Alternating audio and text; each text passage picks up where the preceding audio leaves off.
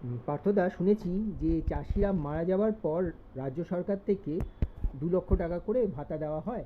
তাই সেটা পাওয়ার জন্য কি উপায়, সেটা আচ্ছা, কি? বলছি। প্রথম কথা হচ্ছে চাষি 60 বছর অবধি এটা দেওয়া হবে, এবং সেই চাষি যদি কৃষক বন্ধু ভাতা পায় বা সেন্ট্রাল গভর্নমেন্টের পিএম কিষাণ যে ভাতাটা সেটা যদি পায়, এই টাকাটা যদি মৃত্যুর পরেও ঢোকে, সেই টাকাটা কিন্তু সম্পূর্ণভাবে ফেরত দিতে হবে রাজ্য সরকারকে বা কেন্দ্রীয় সরকার, যেখান থেকে টাকাটা দেওয়া হচ্ছে। আমি প্রথমেই বলবো, মারা যাওয়ার পর যত শীঘ্র সম্ভব যে মারা যাচ্ছে তার ডেথ সার্টিফিকেট নিয়ে এডি অফিস, এগ্রিকালচার অফিসে এসে যোগাযোগ করতে হবে। যে মারা গেছে তার ডেথ সার্টিফিকেট, তার কিষাণ ক্রেডিট কার্ড যদি থাকে সে কিষাণ ক্রেডিট কার্ড, তারপরে ভোটার আই কার্ড, ব্যাংকের পাসবই এন্ট্রি করিয়ে, মানে যে মাসে মারা গেছে সেই মাস অবধি এন্ট্রি করিয়ে একে এসে আগে এইগুলোকে জমা দেওয়ার ব্যবস্থা করতে হবে।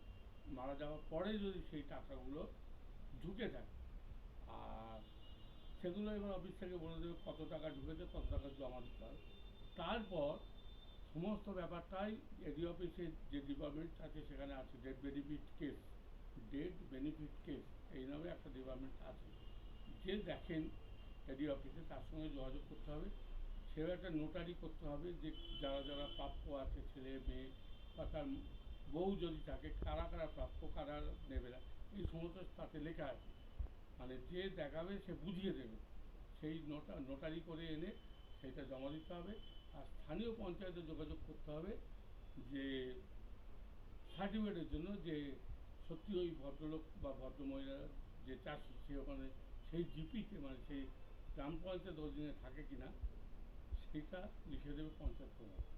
এইসবগুলো নিয়ে তার আগে আসতে হবে এডি অফিসে, এসে যোগাযোগ করলেই খুব সহজভাবে টাকাটা পেয়ে যাবে। এর জন্য কোনো জায়গায় যেতে হবে না, কোনো কিছু করতে হবে না। মারা যাবার খুব শক্ত ডেথ সার্টিফিকেট, মারা গেছে জি তার ডেথ সার্টিফিকেট, তার পর্চা, তার ভোটার আই কার্ড, ব্যাংকের পাসবই নিয়ে, ইন্ডিভিজুয়াল পাসবই হতে হবে, এটাও কিন্তু মাথায় থাকে।